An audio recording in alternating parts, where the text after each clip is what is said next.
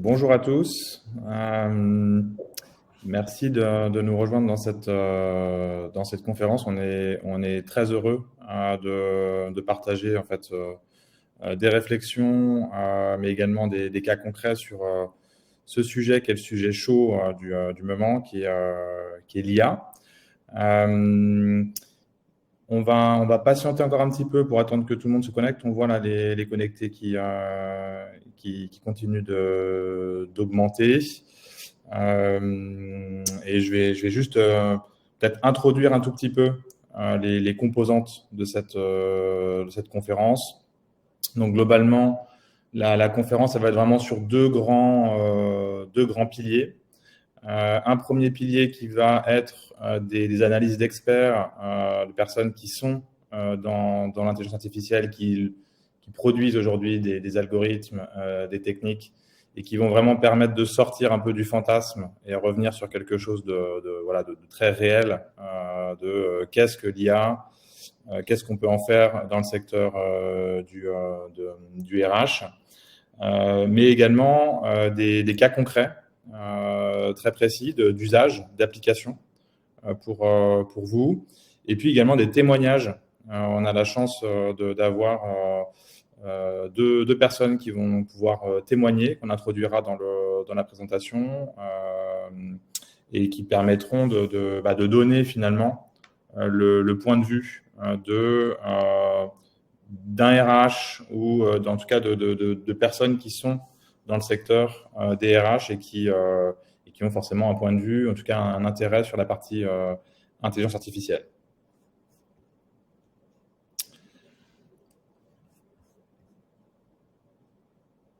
On va attendre encore une petite minute, le temps que je vois que ça continue d'augmenter.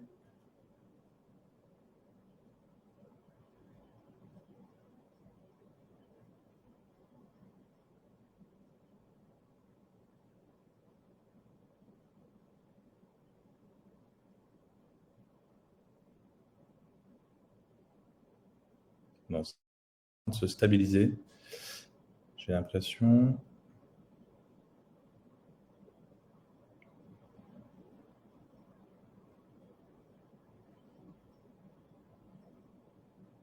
On va démarrer la conférence. Donc déjà peut-être avant de commencer, pourquoi FinTech dans le secteur prend la parole aujourd'hui sur ce sujet qui est l'intelligence artificielle. Donc nous sommes un fournisseur d'avantages aux salariés qui justement est basé sur l'intelligence artificielle. Donc tout notre système est basé sur des algorithmes.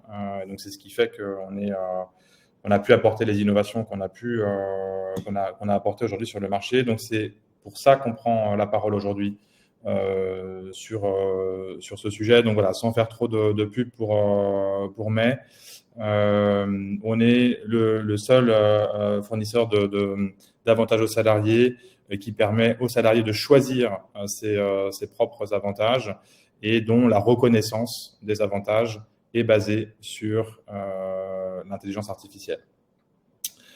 Donc, je vais laisser maintenant la main à Christelle, qui est donc la Head of Data chez May et qui est aussi la Head of Intelligence Artificielle, parce que c'est elle qui gère tous nos algorithmes et toute notre technologie sur ce sujet-là.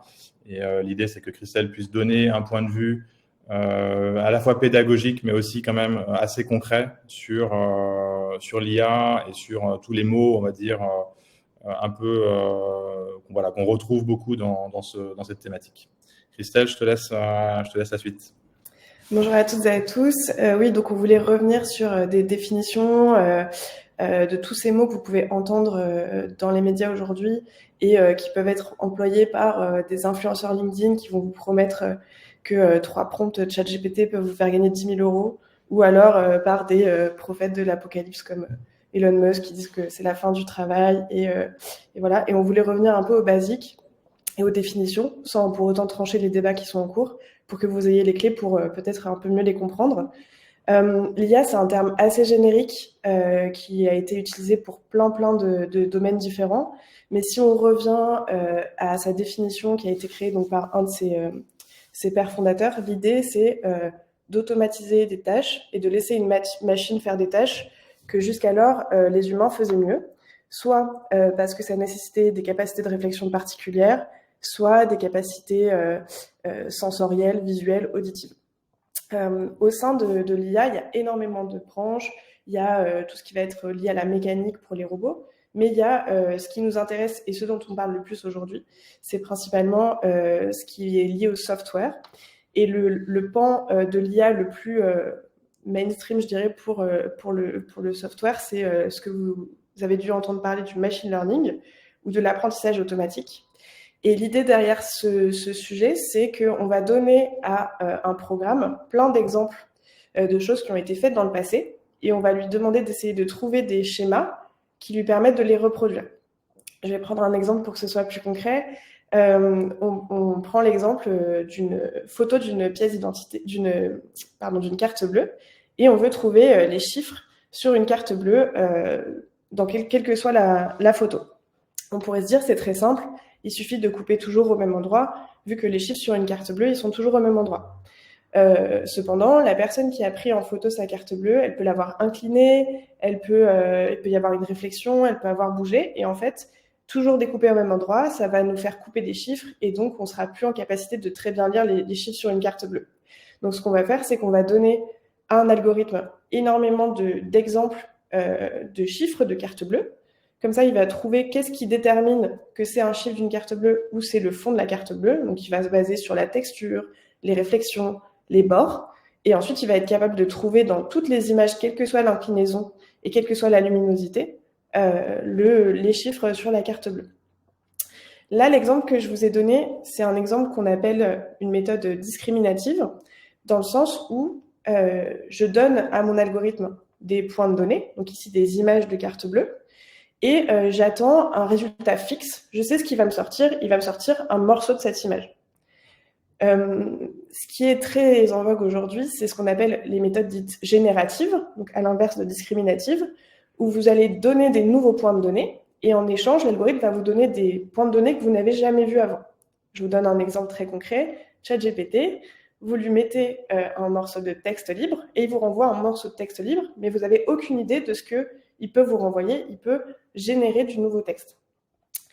Et donc, on voulait revenir aussi sur cette invention qu'est ChatGPT, parce que si on parle beaucoup d'IA aujourd'hui et qu'elle a voix au chapitre, c'est parce que cet outil est sorti il y a pile un an aujourd'hui. Et on voulait vous expliquer un peu ce que c'était. Donc, ChatGPT, c'est avant tout un produit qui est basé, certes, sur un algorithme d'intelligence artificielle, mais c'est un produit. Donc, dedans, il y a des règles métiers, il y a une interface, et finalement, tout ce qui fait un produit. Si on revient un peu plus au basique, quel est le modèle qui permet à ChatGPT de vous répondre dans un chat? C'est un modèle de texte qui a été entraîné sur énormément de données et de textes libres dans le passé, et qui va être et on l'a entraîné en fait à compléter du texte libre. Donc par exemple, on lui donne la moitié d'une page Wikipédia et on lui demande de régénérer la fin de la page Wikipédia.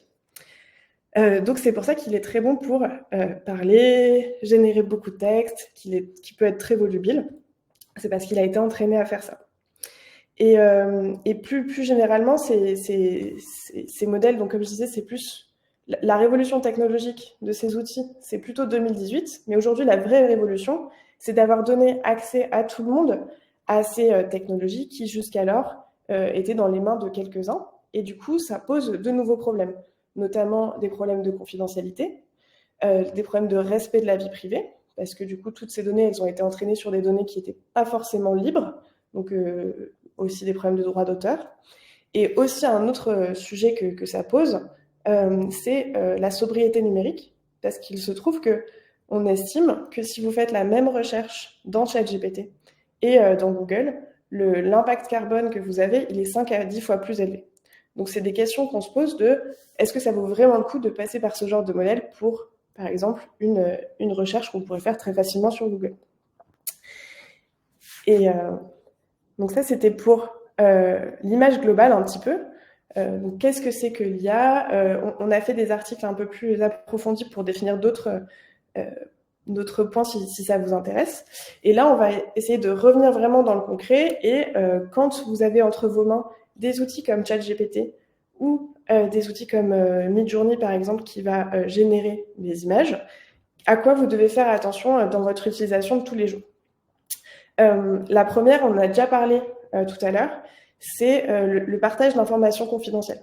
C'est quelque chose qui se pose à vous, en effet, au point de vue global, mais aussi à vous quand vous partagez des données. C'est-à-dire que, par exemple, vous recevez un CV d'une personne, il faut faire attention à ne pas mettre son nom et son prénom, parce qu'en fait, ils peuvent très facilement se retrouver dans l'interface de quelqu'un d'autre ou être utilisés pour être entraînés. Et comme on dit souvent, quand c'est gratuit, c'est que c'est vous le produit. OpenAI, sur sa version gratuite, ne se gêne pas pour récupérer vos données et entraîner avec. Le deuxième point, qui est aussi très important, c'est quand vous utilisez ces outils, c'est de ne pas vérifier le résultat de ce qui a été généré. Comme on disait tout à l'heure, il a été entraîné à être très volubile, à faire des textes très longs, très beaux, et parfois c'est difficile de remettre en question ce qu'il dit, et puis si on a lu 10 fois le texte qu'il a généré et on dit « oh, il n'y a pas de problème », du coup on se dit « bon, je peux mettre en ligne directement les résultats des générations de ChatGPT ». Or ça, c'est problématique pour plusieurs raisons. La première, c'est que ce sont des modèles qui sont connus pour ce qu'on appelle halluciner, donc c'est un terme consacré qui existe vraiment. C'est une erreur c'est un type d'erreur de ces modèles de génération de langage où on leur pose une question et ils vont répondre complètement à côté. Je vous donne un exemple très simple. On lui envoie une photo avec une robe et on lui demande si elle est bleue ou noire. Il nous répond « elle est rouge ». C'est typiquement ce qu'on appelle une hallucination.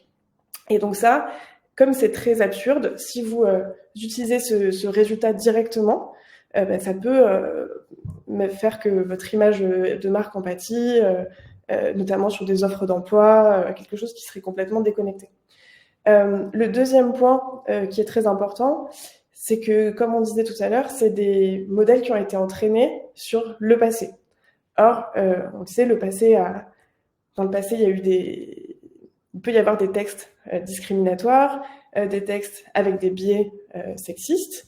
Et en fait, comme il a été entraîné à reproduire le passé, c'est très facile aussi pour lui de reproduire des biais sexistes ou des biais discriminatoires. Donc, si vous tenez à prendre des décisions avec des outils de ce genre, il faut bien vérifier qu'il n'y a pas de biais qui apparaissent. Et le dernier point, et là, c'est pas vraiment un point technique, c'est finalement un point un peu plus éthique et philosophique, c'est automatiser des tâches qui ne devraient pas l'être. C'est à chaque fois qu'on utilise cet outil, se demander est-ce que c'est quelque chose qui devrait être automatisé ou pas. Je prends 2 exemples pour situer les choses. Exemple, si on veut automatiser l'onboarding des collaborateurs, on pourrait dire super, j'ai juste à faire un chatbot qui leur envoie des messages pour leur donner des infos sur l'entreprise. Oui, mais en même temps, le but d'un onboarding, c'est que l'employé se sente accueilli, qu'il commence à créer des liens avec les autres. Et finalement, est-ce qu'en mettant un chatbot, on ne casse pas ça? De la même façon, quand on fait des lettres de refus ou des messages de refus à des candidats qui sont passés en entretien, est-ce qu'on a vraiment envie que ce soit uniquement du texte qui soit généré automatiquement, ou est-ce qu'on a envie, en tant qu'humain, d'y avoir passé du temps et en fait de remercier les personnes qui ont passé du temps avec vous en entretien en leur consacrant du temps pour un message de refus. Et donc finalement, si on résume grossièrement, on peut dire qu'il y a un peu 2 profils de personnes qui utilisent les outils actuels de Generative AI de la meilleure des façons sur le lieu de travail. On va avoir ce qu'on appelle les cyborgs. Donc, c'est ceux qui sont complètement fondus avec la machine, qui vont faire toutes les tâches avec un assistant de Generative AI, mais qui vont vérifier très, très scrupuleusement tout ce qui est généré et qui vont lui poser des questions aussi pour l'amener à avoir le meilleur résultat. Il y a le deuxième parti, ce sont, qu'on peut dire, les cyborgs, où ils séparent vraiment les tâches entre les tâches qui peuvent être automatisées et les tâches qu'ils souhaitent faire eux-mêmes parce que ça nécessite une certaine éthique de travail ou une certaine sensibilité qu'ils n'auront pas forcément.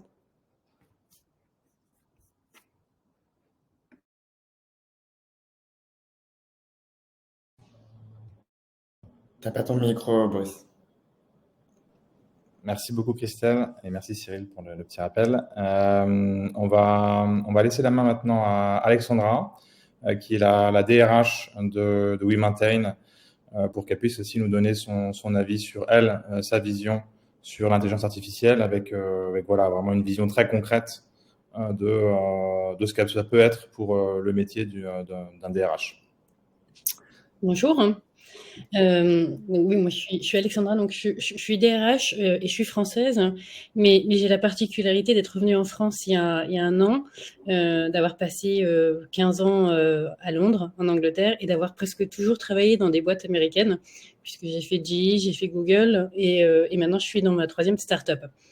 Donc j'ai une vision qui est toujours été RH, mais pas forcément que RH français, et du coup en revenant en France, on a la chance et la malchance d'avoir en France du côté RH une lourdeur administrative et réglementaire qui prend beaucoup de temps, qui prend du temps, qui prend des connaissances. On a aussi une image qui n'est pas toujours la plus sexy pour les employés, ni pour les CEO. Donc, c'est une bataille pour avoir des budgets, pour avoir des personnes dans les équipes RH. Et en même temps, le travail est lourd. Donc, ma vision, moi, de l'AI et de la technologie, c'est de se dire, utilisons-le, alors avec tous les pièges à éviter qui ont été dits et dans un contrôle, mais sortons de cette image RH ou administratif ou les surveillants de la compliance française. Utilisons l'AI et la technologie pour nous soulager de ces tâches qui se font automatiser assez facilement. Et justement, sachant qu'on a des budgets restreints et des équipes plus ou moins restreintes, ça permet de libérer du temps et de se concentrer sur des tâches qui soient plus humaines ou plus à valeur ajoutée.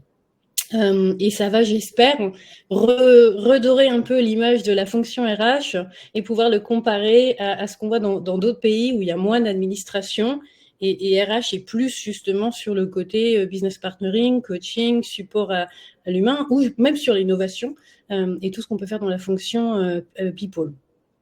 Donc, je pense qu'effectivement, c'est génial d'avoir des outils comme May, qui vraiment utilisent l'AI, mais dans une façon très contrôlée, qui apportent de la valeur humaine, avec une flexibilité à l'entreprise, mais dans un cadre. Et c'est finalement assez sympa de voir des outils RH qui ne sont pas non plus toujours les plus innovants se développer en utilisant cette technologie.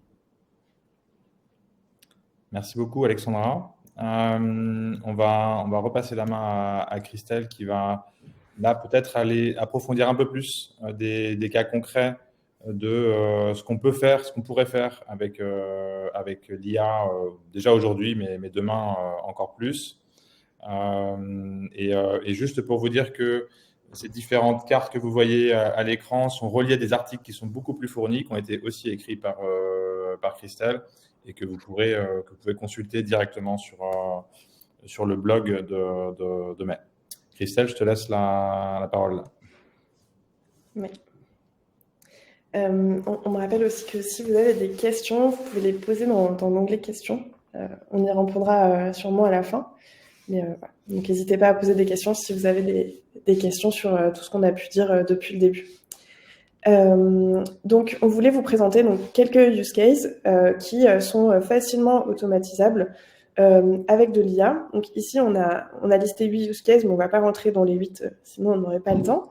Et on a privilégié pour cette conférence la présentation de 3 use cases qui sont finalement faciles à faire sans l'intervention d'équipes data ou d'équipes d'IA en interne ou alors avec des partenaires externes avec qui vous pouvez contractualiser de manière très, très simple. Mais comme a dit Boris, il y a d'autres use cases un peu plus poussés qui sont dans les articles. Donc le premier use case auquel on a pensé, donc l'idée ça va être de pré-rédiger des offres d'emploi. Alors déjà pré-rédiger parce que comme on vous a dit, l'idée c'est de toujours vérifier ce qui est généré. Donc c'est pour ça qu'il y a le pré devant.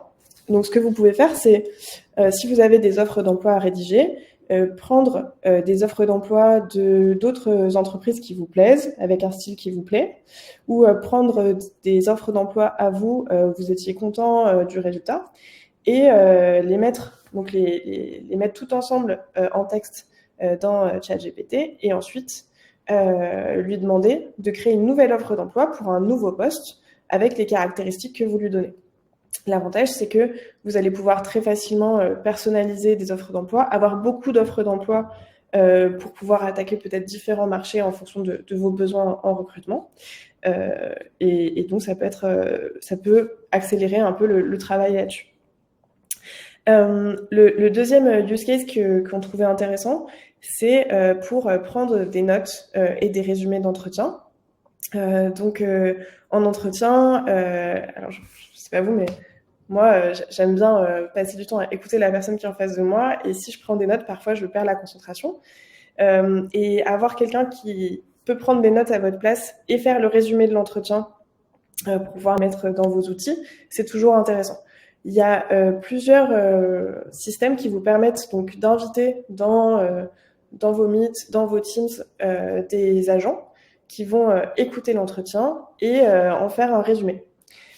Cependant, c'est quand même, il peut y avoir des infos confidentielles qui sont dites lors de ces entretiens, donc il faut bien faire attention aux outils que vous utilisez et à leur politique de confidentialité.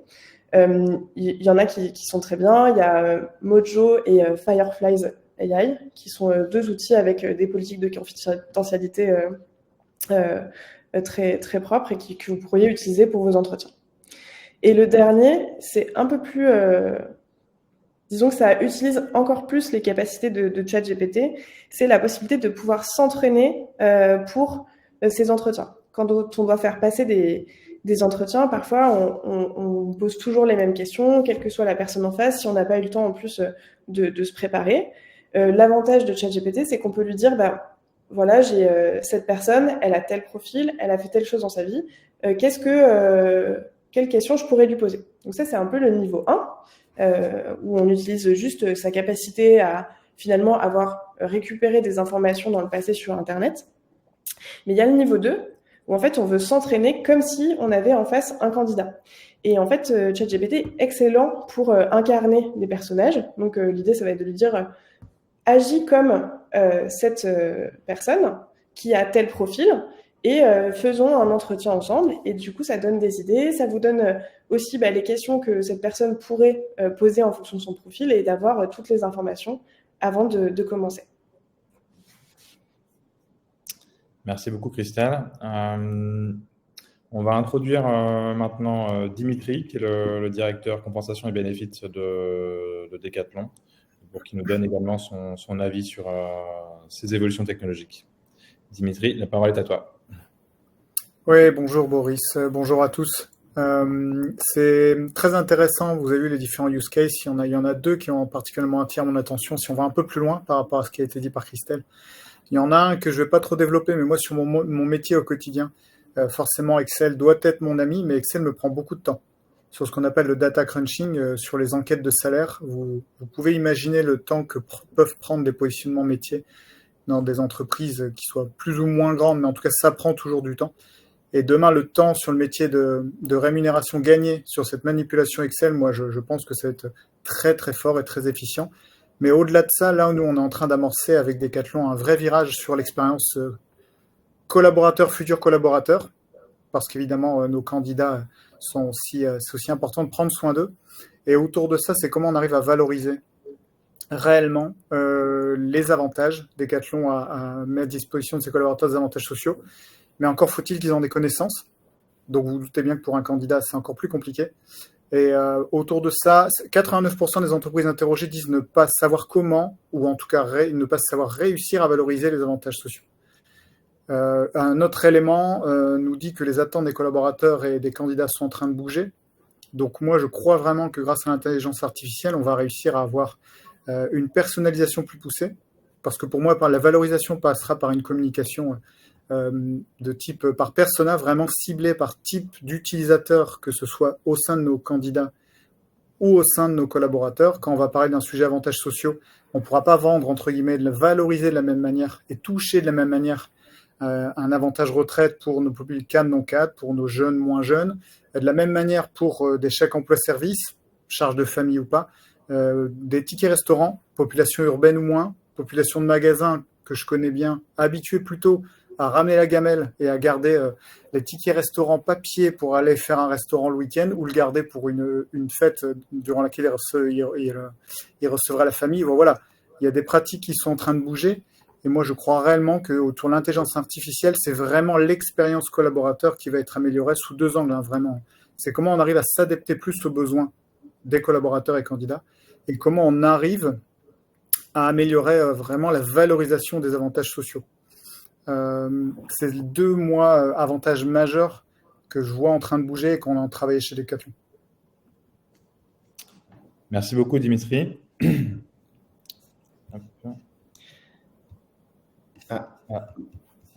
Merci. Je vais reprendre la main. Merci beaucoup, Dimitri. Donc, en effet, tu as beaucoup parlé d'avantages salariés et c'est un peu l'exemple qu'on va creuser avec comment MED, du coup, utilise l'IA pour valoriser les avantages salariés pour les RH. Déjà, offrir des avantages aux salariés en entreprise aujourd'hui, c'est essentiel. On en a parlé rapidement avec Dimitri. Une étude d'Opinionway le dit, une étude très récente d'octobre 2023 montre que 90% des Français sont attentifs aux avantages dans leur recherche d'emploi. Donc, le fait de le valoriser est encore d'autant plus important. Mais si on se place du côté de l'entreprise, pour mettre en place ces avantages-là, il y a plusieurs difficultés. C'est qu'il faut identifier les dépenses des salariés, les catégoriser, traiter les reçus, contrôler les plafonds et aussi bien respecter les limites individuelles mises en place par les URSSAF. Donc, on le disait en introduction, tout ça, ça prend du temps. Et si on prend un exemple assez concret, dans une entreprise de 100 personnes, si on traite 10 factures hebdomadaires, ça reviendrait à surveiller 48 000 factures par an, juste pour offrir des avantages. Donc, ça va être long et difficile dans une petite entreprise et surtout très clairement impossible pour un grand groupe, à moins d'avoir une équipe entière dédiée au sujet, ce qui n'est très peu le cas aujourd'hui. C'est précisément ici en fait que l'intelligence artificielle entre en jeu et c'est ce qu'on a mis en place et c'est ce qu'on a développé depuis plus d'1 an avec May. C'est un machine learning propriétaire et sécurisé. Je reviendrai sur cette notion juste après parce qu'elle est importante. Un machine learning qui va nous permettre d'identifier via les factures, via les transactions bancaires directement les commerçants éligibles. Une technologie qui va allier tech et IA, qui va en fait réduire drastiquement le risque d'erreur comptable parce qu'on va intégrer toutes les règles URSSAF directement dans ce moteur de règles. C'est un très bon exemple en fait d'application qui va être discrète, mais qui va vraiment révolutionner la gestion des avantages salariés. Si on se concentre du coup après sur l'utilisation de l'IA et les quelques choses clés à respecter, en tout cas c'est quelque chose qu'on met au cœur de ce qu'on fait aujourd'hui chez May. Le premier point, c'est le respect de la vie privée. Ça, je pense que c'est assez évident. Pour les données traitées par May, on va toujours les pseudonymiser, les dissocier de leurs utilisateurs lors du traitement RGPD. Ces données ne sont utilisées qu'à des fins de fournir un service d'avantage salarié et aucune autre fin commerciale et marketing. C'est très important, on précise et on le redit assez souvent. Et comme je l'ai dit juste avant, on a développé un algorithme propriétaire. On parlait des biais de se connecter à ChatGPT. On ne partage pas les données bancaires avec un outil externe. On n'est pas dépendant du bon fonctionnement d'un outil externe. On a internalisé et les données, de plus, sont du coup traitées et sont stockées dans des data centers en France et en Belgique pour respecter toutes les normes des applications de santé ou d'identification. Le dernier point, et je l'ai vu un peu aussi dans le chat, dans le début de cet échange, c'est qu'on a une vision qui se rapproche du JDOKA en Lean Management, qui veut dire l'Automation with Human Touch, ce qui met l'accent en fait sur un processus automatisé pour faire gagner du temps, mais toujours avec une touche humaine à l'intérieur. Donc, on ne prétend pas supprimer l'intervention d'humain dans la vérification des factures et dans l'identification des transactions, mais on va automatiser au maximum ce qui peut l'être pour gagner vraiment du temps et de la valeur ajoutée, tout en assurant une supervision humaine très forte. Ce qui nous permet de gagner beaucoup de temps et d'avoir aussi l'assurance que ce qu'on fait va respecter notamment toute la réglementation. Voilà un exemple assez concret de nous, comment on l'utilise en tout cas dans une partie de ce qu'on fait chez May. Je vais repasser la main juste après à WeMaintain qui va nous et surtout à Alexandra qui va nous en dire un peu plus sur comment ils utilisent aujourd'hui May chez WeMaintain. Et je te laisse la main du coup, Alexandra. Oui, merci. Donc, comme WeMaintain, c'est une start-up. Mais je pense que c'est la même problématique sur les grosses entreprises, mais on a toujours un budget qui est très limité. On a des employés qui sont exigeants, mais ils ont raison de l'être. Hein. Et comme le disait Dimitri, hein, on veut tous quelque chose qui est simple à utiliser, mais surtout qui s'adapte aux besoins des employés qui sont très différents en fonction de l'âge, en fonction de la situation familiale, en fonction des loisirs. Et puis en tant que start-up, on n'avait pas, nous, envie d'arriver avec nos tickets resto, nos tickets voyage, nos tickets culture. Enfin, ça ne s'associait pas à la culture, c'est compliqué à gérer d'un point de vue RH. Et donc, naturellement, les employés poussaient pour du pouvoir d'achat, pour avoir des augmentations de salaire dans un contexte d'inflation. Là, ça bloque, effectivement, c'est toujours une balance RH entre qu'est-ce qu'on fait avec le budget de l'entreprise et comment on satisfait les besoins employés. Mais justement, c'était une façon d'optimiser tous ces avantages fiscaux qui sont tout à fait dans la loi française, avec une solution qui est simple et innovante et pas des petits tickets un peu partout à aller distribuer aux employés. Et en même temps, de leur donner cette liberté, de se dire, on l'utilise sur tous les avantages fiscaux. Donc, c'est pas effectivement des tickets resto ou des tickets culture ou des tickets téléservice à la maison parce que je suis jeune parent et que je veux l'utiliser pour mes enfants. C'est un seul outil. Donc, d'un point de vue RH, pour nous, c'était beaucoup plus facile à gérer et ça donne finalement cette flexibilité et cette individualisation que les employés voulaient. Donc pour nous, c'était parfait avec l'image de l'entreprise et c'était assez facile à mettre en place avec pas mal de sessions de Q&A parce que c'était presque trop beau pour y croire. Donc les employés avaient beaucoup de questions sur la mise en place, mais ça correspondait bien à ce qu'on recherchait. Merci beaucoup Alexandra pour ton retour d'expérience. Je passe la main maintenant repasse la main à Dimitri pour nous dire un peu plus sa relation avec May.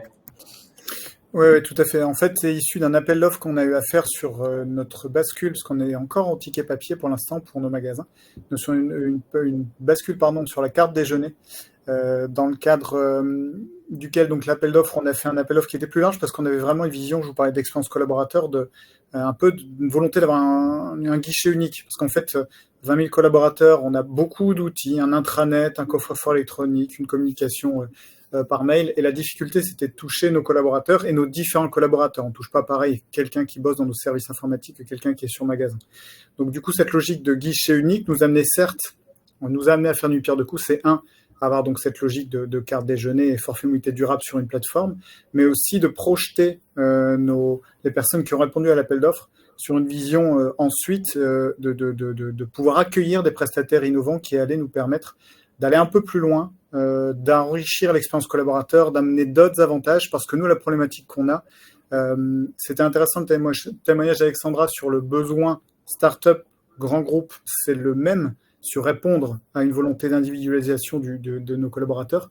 De mon côté, à chaque fois qu'on fait entrer un nouvel avantage en jeu, je n'ai pas de chèque emploi-service chez nous, ça pourrait répondre à un besoin. Concrètement, si je mettais en place ne serait-ce que 50 € de chèque emploi-service avec la législation, je devrais le faire pour tous mes collaborateurs, c'est 20 000 en France, ça fait 1 million. Donc en fait, là, nous, on est en train d'essayer d'avancer sur une logique de poche, ou en tout cas de pouvoir avoir non plus chaque avantage social mis de façon uniforme pour chacun des collaborateurs de la même manière, mais une logique d'avoir les fameux avantages sociaux à la carte. La législation est pas claire, c'est pas interdit, c'est pas autorisé, mais les URSSAF veillent pour l'instant au grain. En tout cas, la démarche et l'approche de May, qui est peut-être pas encore évidente à adopter sur un grand groupe, nous permet de commencer à avancer sur une logique, sur certains avantages de l'esprit des avantages sociaux à la carte. Donc c'est quelque chose sur lequel on avance progressivement avec nos différents conseils.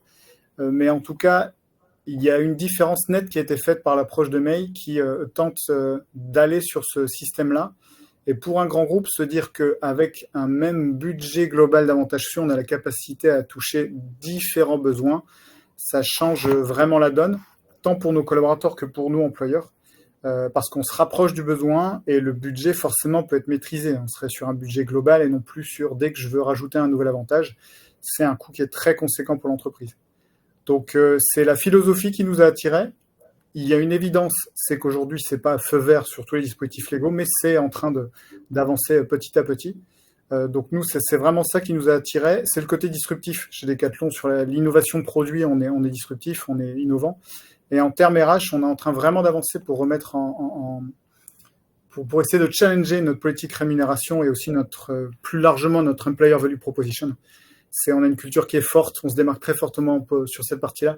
Mais comment aussi l'expérience collaborateur en termes de rémunération peut amener attractivité, rétention, engagement, les problématiques humaines que vous connaissez très très bien.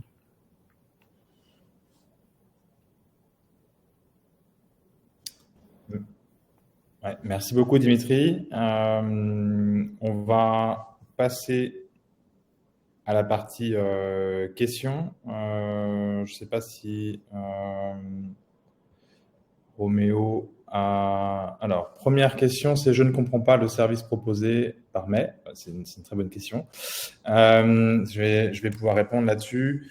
Donc, globalement, mai, c'est assez simple. Hein, c'est un fournisseur d'avantages aux salariés. Donc, quand on parle d'avantages salariés, on parle de tickets resto, chèque cadeau, chèque vacances, chèque culture, participation vacances, participation sport, télétravail. Donc, tous les avantages qui sont décrits dans les règles URSSAF, mais en fait permet via une plateforme de donner accès à tous ces avantages de manière digitale. Donc, ça, c'est la première chose qu'on fait.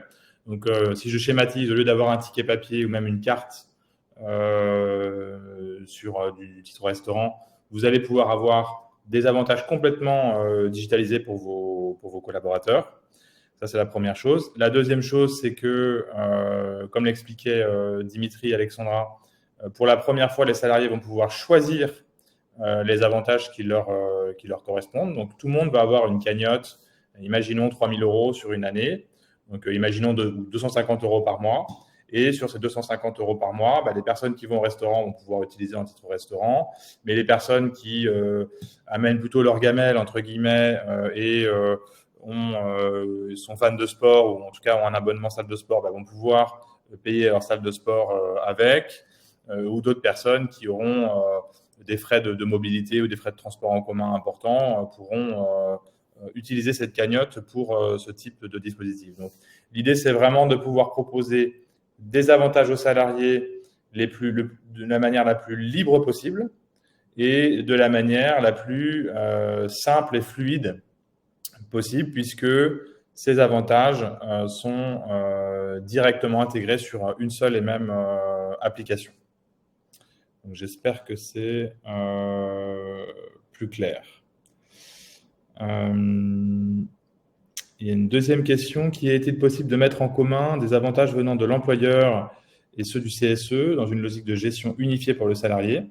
Alors, la réponse, c'est oui. Nous, on le fait déjà. Alors, pour des entreprises qui n'ont pas de CSE, là, il y a une seule cagnotte et tous les avantages vont être à l'intérieur. Pour les entreprises qui ont un CSE, il y aura bien une séparation. Donc, il y a bien une cagnotte RH avec dedans titre restaurant, service à la personne, télétravail et puis mobilité. Et côté CSE, il y aura une cagnotte avec la culture, les vacances, le sport et le cadeau.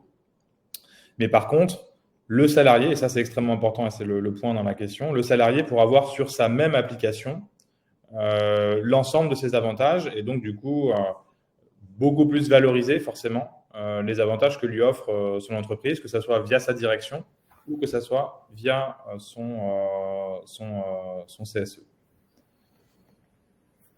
Alors, il y a une autre question sur, au-delà de la législation, comment réagissent les partenaires sociaux sur ces approches plus individualisées? Globalement, les partenaires sociaux, ils poussent extrêmement pour cette approche individualisée. On ne l'a pas dit en introduction, mais MES, c'est une fintech qui est financée par le groupe Up, qui a été fondée par des syndicats et qui a une proximité très forte avec le milieu syndical.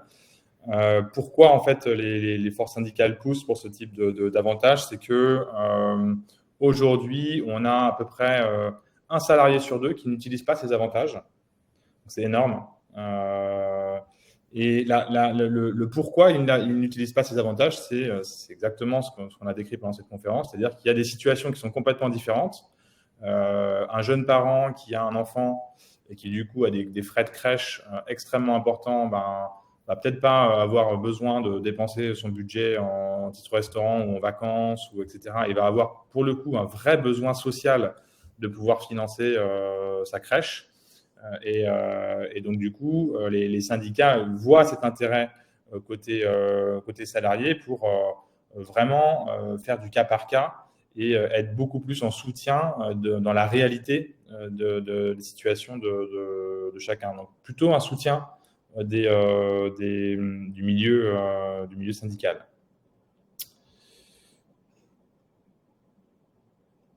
Alors, une autre question, faut-il demander l'accord préalable aux candidats pour utiliser cette technologie? Donc ça, c'est plutôt une question pour toi, Christelle.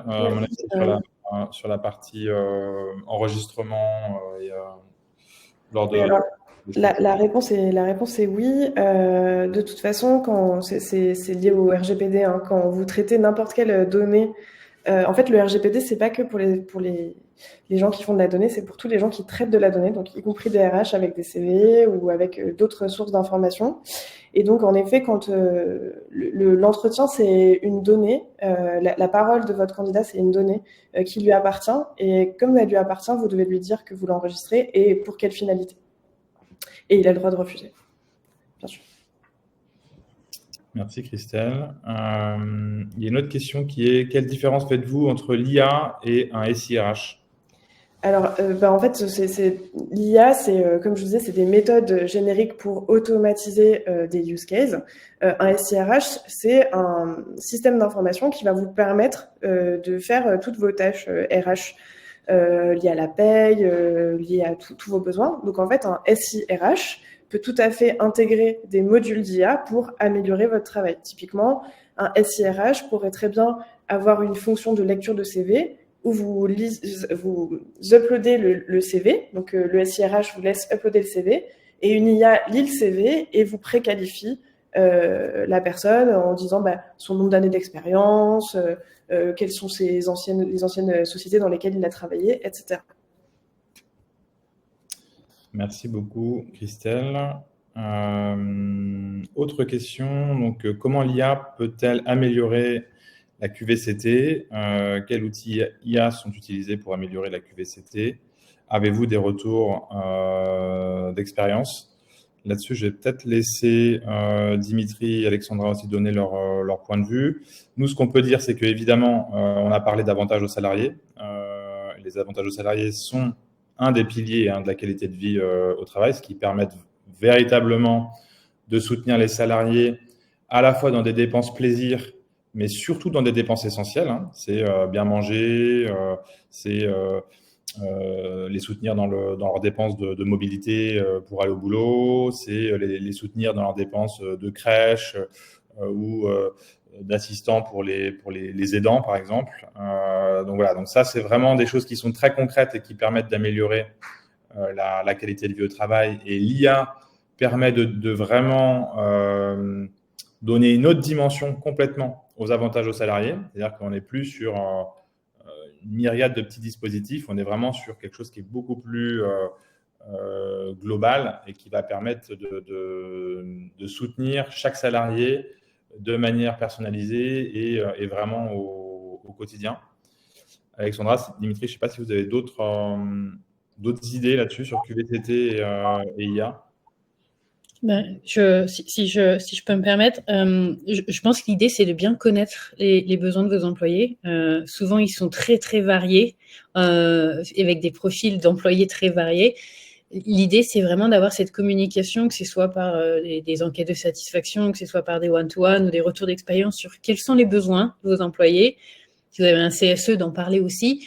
Mais l'avantage de l'IA, alors si on prend mai par exemple, c'est exactement ça. C'est l'idée de se dire il y a 8 avantages fiscaux en France qu'on peut optimiser. Si on arrive à les regrouper et faire qu'on arrive à justement dans un service proposer 8 services différents et donc 8 besoins différents des employés, on a répondu à une diversité et en même temps une individualisation des besoins. Pour d'autres AI en dehors de mai, par exemple, il y a l'idée de se dire automatiser certaines tâches administratives ou faire que l'information leur soit disponible. Il y a des assistantes RH en ligne, enfin des chats qui utilisent l'AI qu'on peut utiliser pour les employés. C'est l'idée de se dire qu'on met une information qui est accessible aux employés quand ils le veulent, avec les informations faciles à trouver pour ceux qui le cherchent. Donc il y a différentes options. Je pense que l'idée, c'est vraiment en fonction de l'entreprise dans laquelle vous êtes, de comprendre c'est quoi les besoins principaux, de les prioriser, de les discuter avec eux et ensuite de voir quel AI y répond le mieux. Moi, je peux prendre un exemple concret. Je rejoins ce qui a été dit à l'instant par Alexandra, et plutôt par Christelle, parce qu'il faut vraiment faire attention à comment on l'utilise. Mais par contre, quand on l'utilise à bon escient, c'est assez puissant. Moi, j'avais un gros sujet sur nos équipes paye, une équipe qui est très soumise à de la charge mentale, par la multi-sollicitation sur différents canaux pour une même problématique parfois, par nos collaborateurs ou par nos managers, et qui était vraiment difficulté sur la notion de charge de travail. Grâce à 2 outils, un outil de chatbot et un outil de ticketing, c'est-à-dire de réussir à qualifier les demandes, le temps que ça prend, la priorisation, et réussir à faire cette premier filtre et porte d'entrée pour mieux permettre de cadrer les demandes et aussi aux gestionnaires de paye de s'organiser. On a vraiment réussi à faire progresser, le bien-être de ses collaborateurs. Je vous prends un exemple précis ici, mais qui peut être dupliqué par ailleurs. Je sais que notre service juridique travaille sur un chatbot également. On a beaucoup de collaborateurs support qui sont exposés à ces demandes-là, par exemple. Mais aussi, ça nous a permis maintenant de pouvoir connaître mieux pas connaître le besoin collaborateur, comme le disait Alexandra, mais là, le besoin de ce qu'on appelle, nous, en service support, nos clients, c'est-à-dire nos collaborateurs en magasin, nos managers, pour là aller sur un travail plus qualitatif qu'on dit d'offre de service. Donc ça a été assez puissant et ça a été engagé sur une période de 18 mois. Il y a eu un effet assez fort sur une période qui est sur une problématique qu'on avait au sein de nos services pay depuis des années, sur un temps relativement court. 18 mois pour réussir à faire cette bascule-là, c'est quand même assez puissant. Merci Dimitri. Alors, il y avait Ouais. Boris, on arrive à la fin on a dépassé un tout petit peu le timing. Les dernières questions qu'on a, on y répondra bien entendu parce qu'on a toujours accès aux questions, donc on vous répondra directement aux questions que vous avez posées dans le chat. On répondra vraiment à toutes les questions. Pour conclure, on voulait juste vous partager le fait que on va vous envoyer un livre blanc sur la partie IA et RH qu'on va vous envoyer très prochainement à toutes les personnes qui étaient là lors de cet échange. J'en profite aussi pour vous partager, là vous avez le lien qui est sur cette slide-là, mais vous pouvez directement sur le lien prendre rendez-vous pour qu'on puisse vous faire un audit gratuit de votre politique d'avantages que vous avez en place par rapport à votre secteur, par rapport à d'autres entreprises qu'on accompagne aujourd'hui, et pour pareil aussi creuser tous ces sujets-là avec vous. Voilà, moi je vous remercie personnellement. Je peux te laisser Boris du coup finaliser, mais on arrive à la fin.